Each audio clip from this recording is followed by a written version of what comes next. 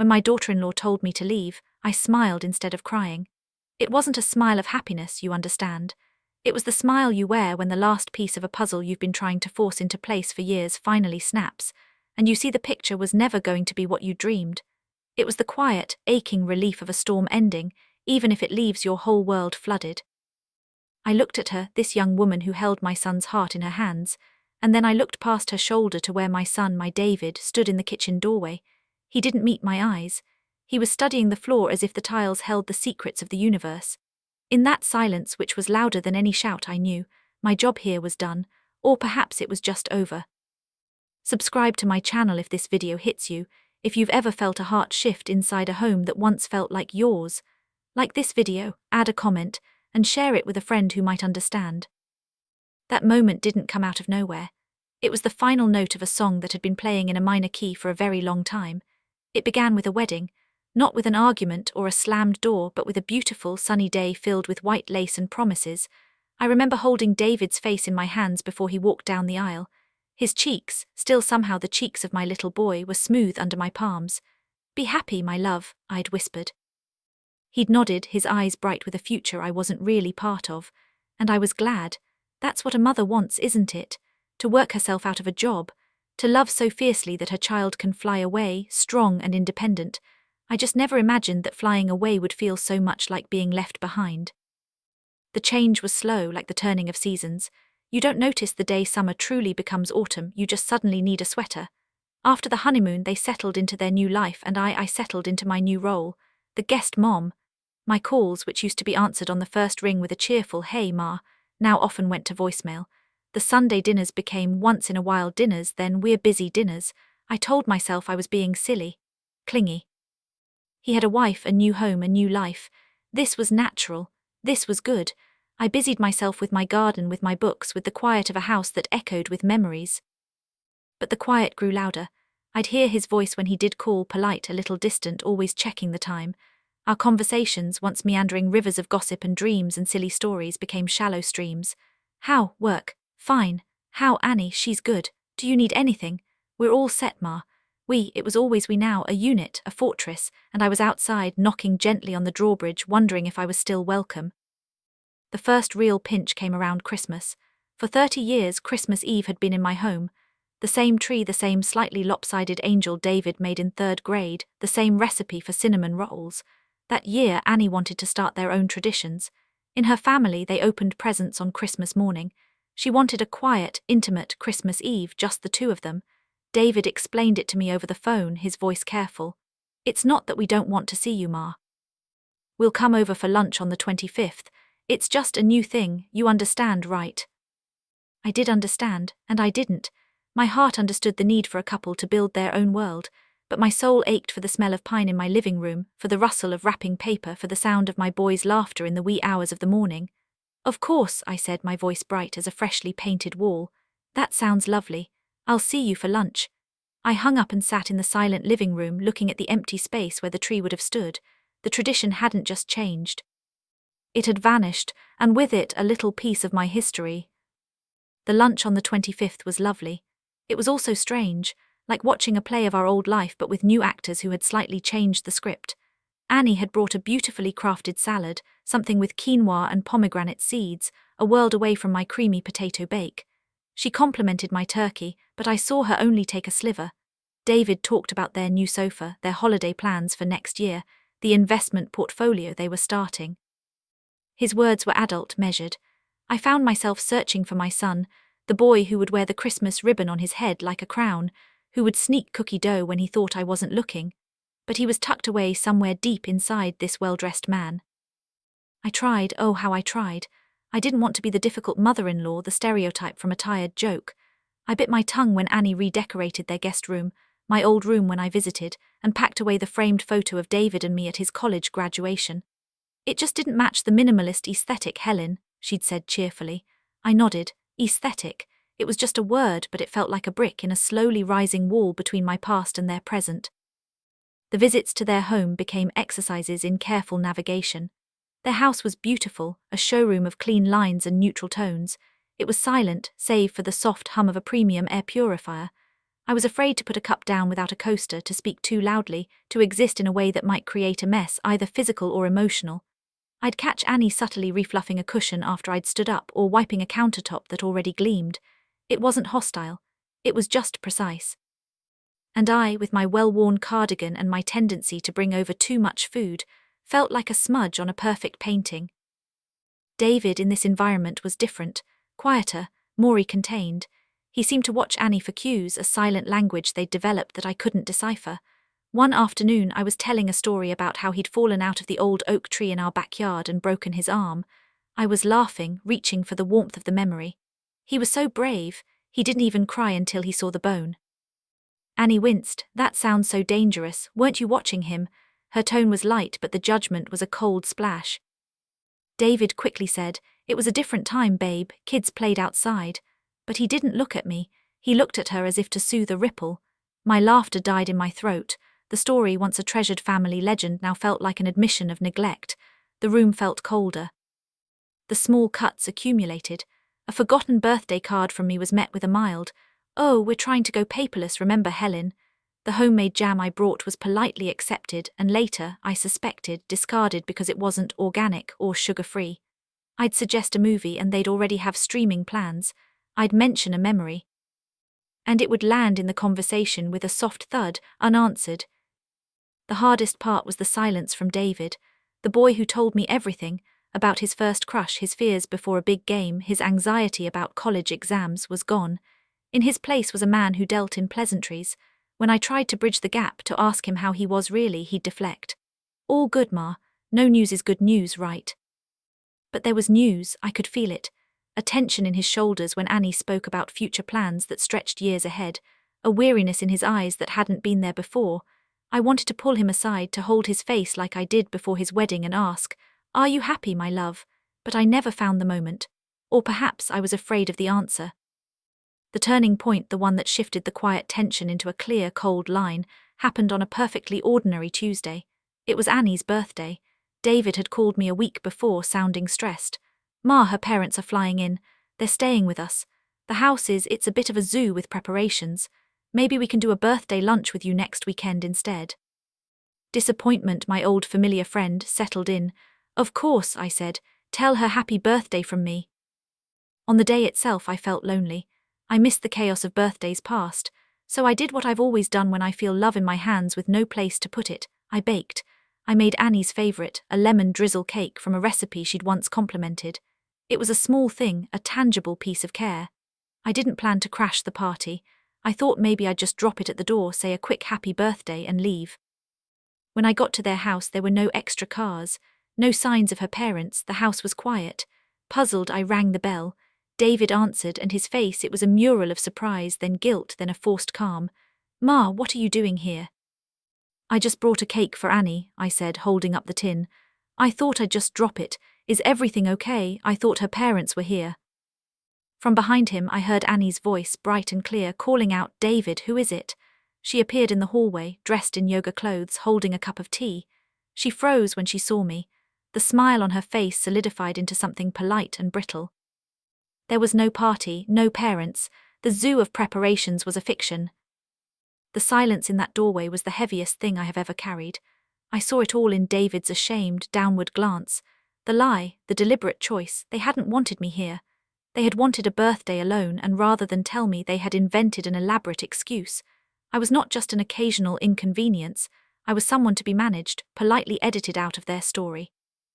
My hand holding the cake tin felt suddenly foolish, achingly heavy. I had come bearing sugar and love, and I had stumbled onto a truth I hadn't wanted to see. "Happy birthday, Annie," I said, my voice strangely steady. I held out the tin. David took it mechanically, his fingers brushing mine. They were cold. "Thank you, Helen. That's so thoughtful," Annie said, the words perfectly placed and utterly empty. I didn't ask for an explanation. I just smiled, that small, brittle smile that was starting to become a habit. "I'll let you get back to your day, enjoy the cake." I turned and walked back to my car. I didn't look back. In the rearview mirror I saw them still standing in the doorway, two figures in a perfect frame, not moving until I turned the corner and they disappeared from view. The cake, I later learned from a single text from David the next day, was delicious. It was the only acknowledgement of what had happened. We never spoke of it again, but after that Tuesday the air was permanently changed. The unspoken had been spoken, not with words but with an absence, the absence of truth, the absence of my welcome. The weeks after the birthday were quiet. A strange, formal quiet. David called a little more frequently, but the conversations were like reading from a script. How's the weather? The car? Running fine. Work is busy. We were both trying, I think, to glue the pieces back into a shape that looked normal, but the glue was weak. You could see the cracks in the light. I started to pull back. It felt like the only way to protect my heart. I waited for them to invite me instead of offering. The invitations became rarer, the gaps between them wider. When I did visit, I felt like a ghost in their home, present but unable to touch anything to leave a mark. I'd see the lemon drizzle cake tin, now clean and shiny, sitting on a high shelf in the kitchen. A relic, a reminder. Then I got sick. It wasn't anything dramatic, just a nasty flu that turned into a bad chest infection. The doctor said I needed to rest. For the first time in years, I felt truly vulnerable in my empty house. The silence wasn't just lonely, it was thick and heavy. One coughing fit in the middle of the night scared me. I felt small and old. The next morning I called David. I didn't want to worry him, but I needed help with some groceries, some medicine. He answered on the third ring. "Ma, you okay? You sound rough." Hearing the concern in his voice even a little undid me. My eyes welled up. "I've got this chest thing, sweetheart. I'm okay, but I can't really get to the store. Could you possibly pick up my prescription and a few things? I've made a list." There was a pause. I heard a muffled voice in the background. "Annie." Then David came back, his voice lower, tighter. "Ugh, today's really bad, Ma. Annie has a big presentation she's prepping for and I'm helping her. It's kind of a crucial day. Is there anyone else you can call?" The question hung in the air. Is there anyone else? I thought of my sister who lived 2 hours away. Of my old friends who had their own families, their own troubles. My phone contact list suddenly looked like a very short, very empty street. I suppose I could try Mrs. Nelson next door," I said, my voice thin. "She's got her own sciatica, but maybe." "That's a great idea," he said, too quickly, latching onto the solution. "Or maybe you could use one of those delivery apps. I can send you a link." I closed my eyes, my head throbbed, my chest ached, but the deeper ache was in a place no medicine could reach. "Yes," I whispered, "a delivery app, that's smart, don't worry about it." "Feel better, Ma, drink lots of fluids, call me if it gets worse, okay?" He sounded relieved. The crisis was being managed, delegated. "I will, good luck with Annie's presentation." We hung up. I lay in bed, staring at the ceiling. Mrs. Nelson, dear as she was, couldn't come. I fumbled with my phone, trying to figure out the app, the icons blurred. I felt a panic rise, not from the sickness, but from the sheer, stark loneliness of it. In my moment of need, my son had offered me a link. A digital solution for a very human problem. I managed to get the groceries delivered. The young man at the door handed them over with a cheerful, "Get well soon," from a stranger. It was kind, but it wasn't the same. It wasn't my son's hand on my forehead the way I used to do for him. It wasn't him making a silly joke to make me smile or brewing a pot of tea too strong, just the way I liked it. I got better slowly. The infection cleared, but a chill had settled in my bones. A realization I was alone, not just physically in the house but fundamentally. The thread that connected me to David, the one I thought was unbreakable, had grown so thin it was almost transparent. A month later, the final thread snapped. It was a Sunday. Out of the blue, David called. He sounded like his old self, a little excited, a little nervous. "Ma, we need to talk to you about something. Can we come over today?" Hope, that treacherous thing, bloomed instantly in my chest. Maybe he'd felt the distance too. Maybe he missed me. Maybe they were going to tell me they were expecting a child. My mind spun a dozen beautiful, fragile possibilities. I cleaned the house, baked cookies, put the good coffee on. When they arrived, they sat together on the sofa, a united front. David held Annie's hand. He took a deep breath. "Ma, we've made a big decision. Annie's been offered an amazing job opportunity. In Seattle." The word hit me like a physical blow. Seattle, the other side of the country, a 3-hour time zone away, a 6-hour flight. "It's a huge step up for her career," David continued, his eyes bright with a future that was rushing away from me. "And my company said I can transfer to the branch out there. The package is incredible. We've already put an offer on a house." The words tumbled out of him, about the new job, the new house, the mountains, the fresh start. It was all so positive, so full of promise. Annie smiled, nodding along, adding details about the school districts for the future, she said, and the vibrant cultural scene. I sat in my armchair, the one I'd nursed David in when he was a baby, and I felt the walls of my world, my small, quiet world, collapse inward. This wasn't a discussion. This was an announcement, a fait accompli. The decision had been made, the offer accepted, the house bid on, all without a single word to me. When, I asked, my voice barely a whisper. The move would be in 8 weeks, Annie said gently, as if she were delivering minor news. It's all happening very fast, but it's the chance of a lifetime. 8 weeks, 60 days, and then an entire continent between us. I looked at David, my son, the man who had once built a fort with these same sofa cushions and declared it our castle. This is what you want? I asked him directly, searching his face for any doubt, any hint that he knew what this would mean. He squeezed Annie's hand. It's for the best, Ma, for our future, the opportunities out there, you'll love to visit. We'll have a guest room with a view of the water. Visit, the word was a coffin nail. I would be a visitor, a tourist in my son's life, flying in with a suitcase, flying out with a heavier heart. I nodded slowly. I didn't cry, I didn't argue. What was there to say, to beg him to stay, to guilt him about leaving his agging mother? That wasn't love, that was a cage. And I had spent my whole life trying to give him wings, not knowing how much it would hurt when he finally used them to fly so far away. It sounds wonderful, I forced out. The lie tasted like ash. I'm happy for you both. The rest of the visit was a blur of floor plans and relocation details. They left with hugs, with promises to help me with technology so we could video call. The door closed behind them, and the silence in my house was no longer just quiet. It was a preview. It was the sound of the rest of my life. I sank into my chair, the cookie plate untouched. The hope that had bloomed just 2 hours earlier was now a withered, dead thing inside me. This was the turning point. Not a loud fight, but a quiet, devastating planning meeting. My son had chosen a new life, a life that physically had no room for me in its daily fabric. He wasn't just moving houses, he was moving on. And in that moment, I knew I had to do the hardest thing a parent can ever do. I had to let him go, not just across town, but completely. I had to release the last tight hold I had on being his primary person, his home base. That role now, officially and permanently, belonged to someone else, in a house by a different sea. The 8 weeks passed in a surreal, slow-motion rush. Their house became a maze of cardboard boxes. Mine remained still, a museum to a life that was changing without my permission. I offered to help pack, clinging to the last shreds of usefulness. Annie politely declined. Oh, Helen, it's chaos. We've hired movers. It's all under control. Under control. My help was no longer needed, or perhaps no longer wanted in the new order of things. I'd go over and find myself standing uselessly in the middle of the living room, now stripped of its personality. The photo of David and me was long gone. The lemon drizzle tin was packed away.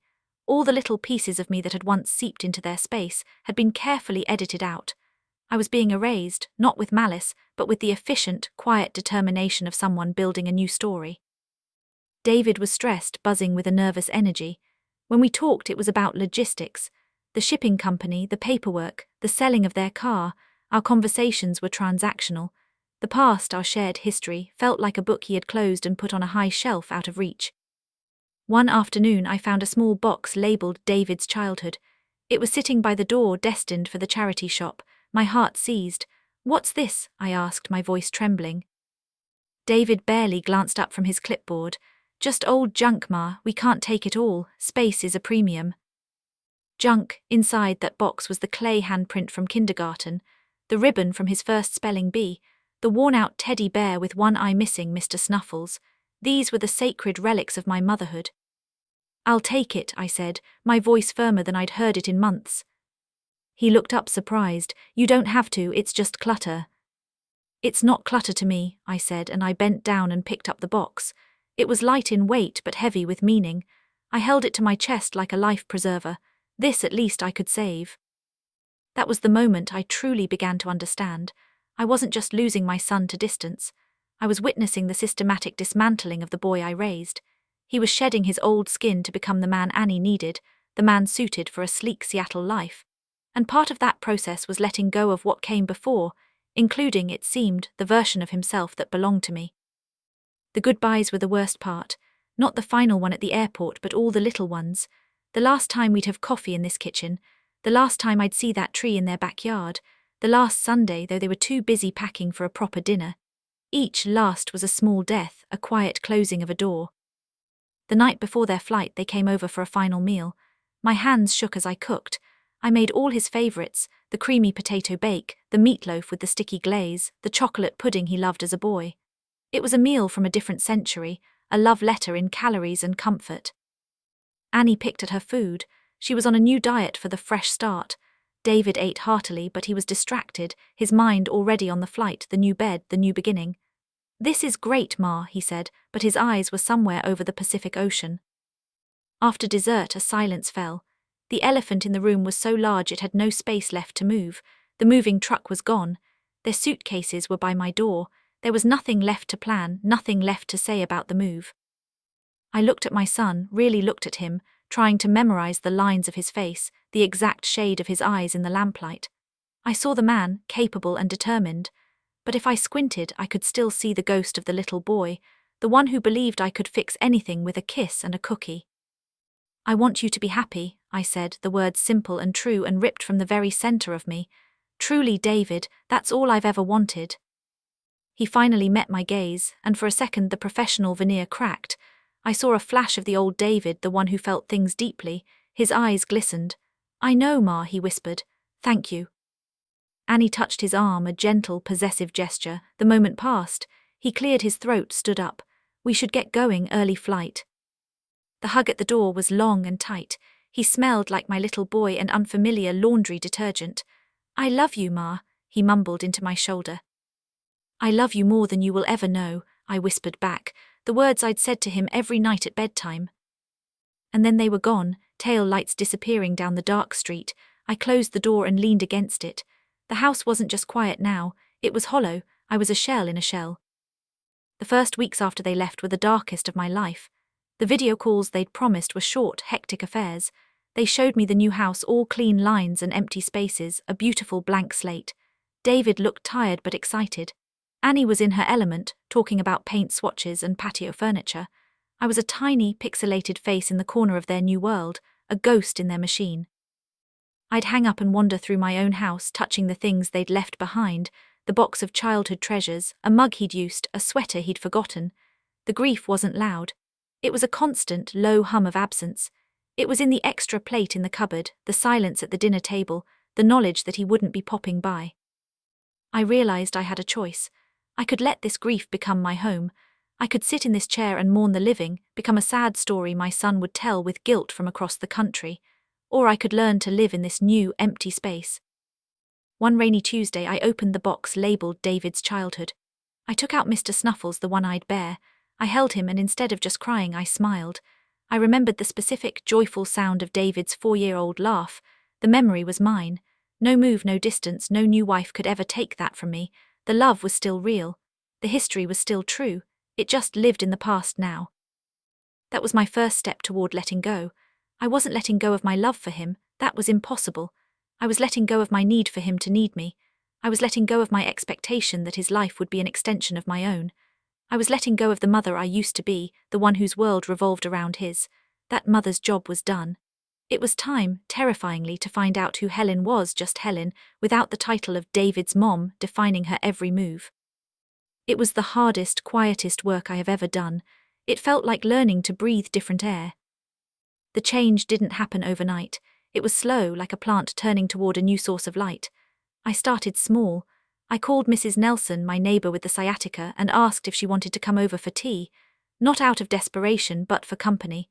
She came, and we talked about her grandchildren. Her garden, the price of tomatoes. It was ordinary, it was lovely.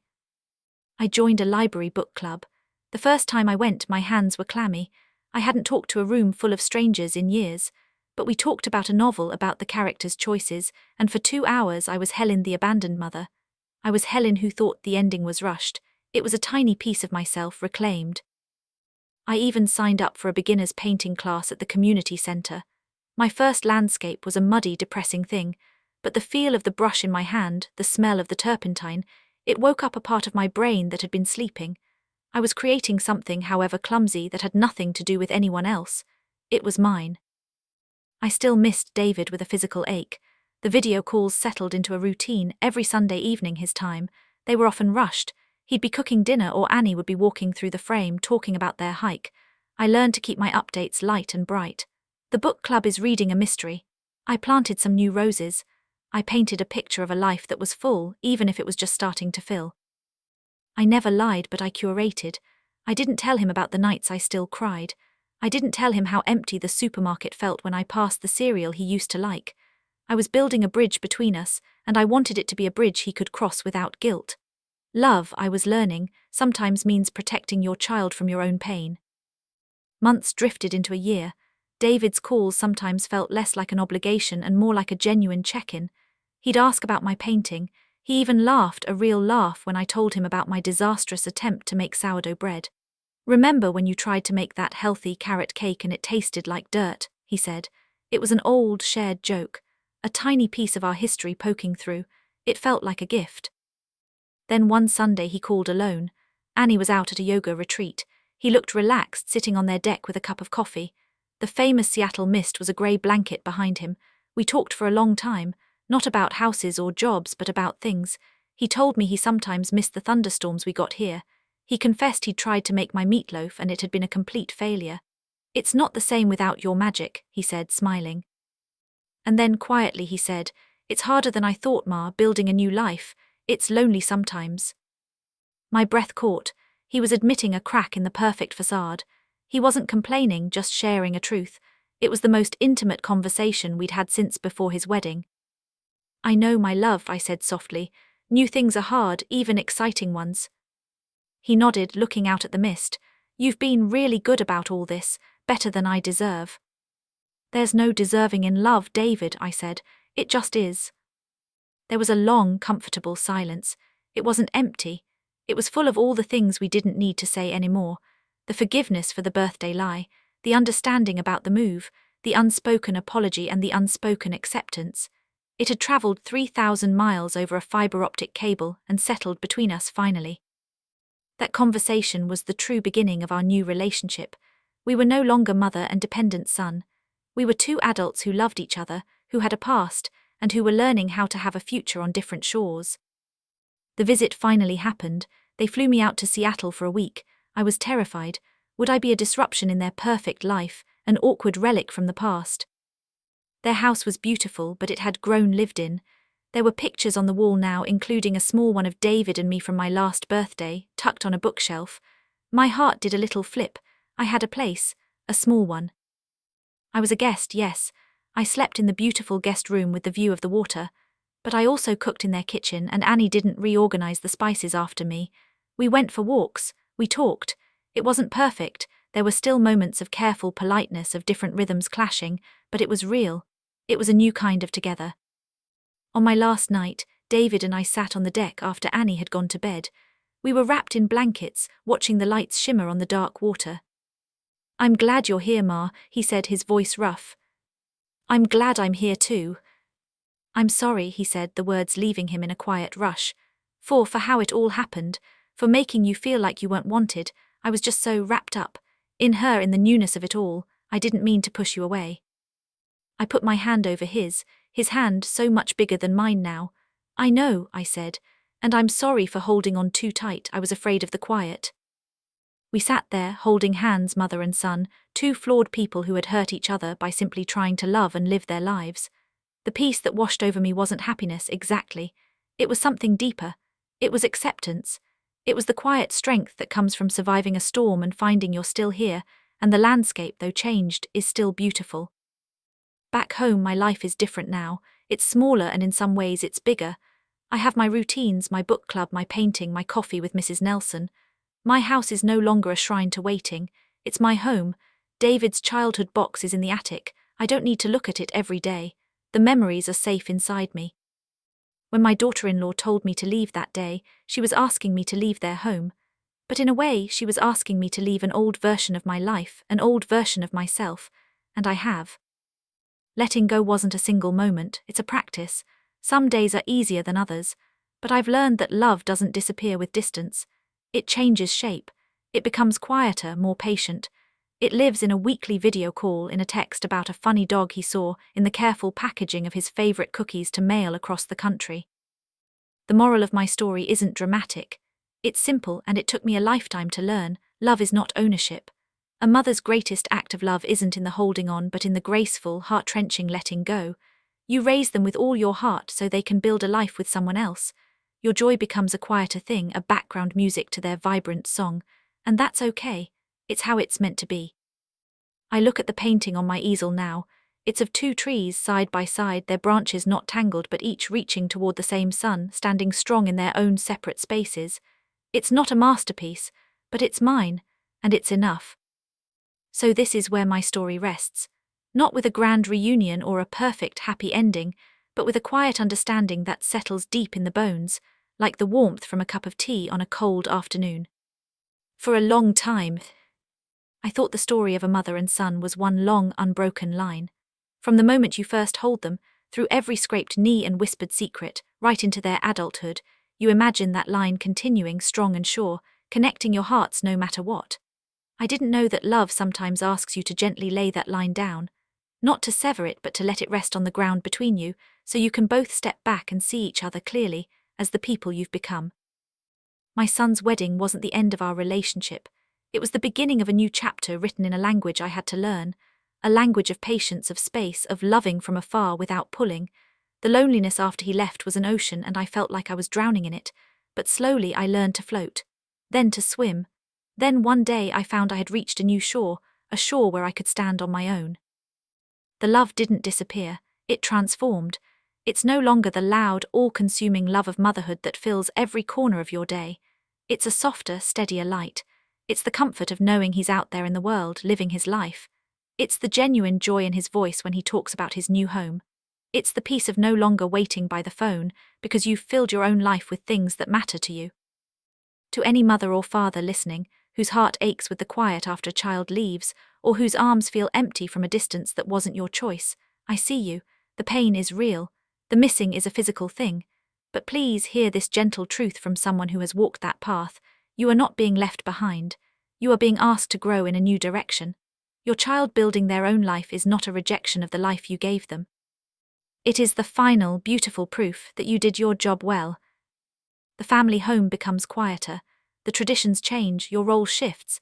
It is a kind of grief and you must be kind to yourself in it. But on the other side of that grief, if you are brave enough to walk through it, there is a surprising freedom. There is a rediscovery of the person you were before you were mom or dad. There are new friendships to be made, old passions to rekindle, and a quiet strength you never knew you had. My story is not unique. It is as old as time. Parents letting go, children building new worlds. It is the cycle of love, and it is both beautiful and bittersweet. Today my life is full in its own way. I have my small joys, and when my son calls I listen with a full heart, not a hungry one. I can hear his happiness and share in it truly without the hidden ache of my own need. That is the gift that letting go gave me. It gave me back my love, pure and without strings. It gave me back myself.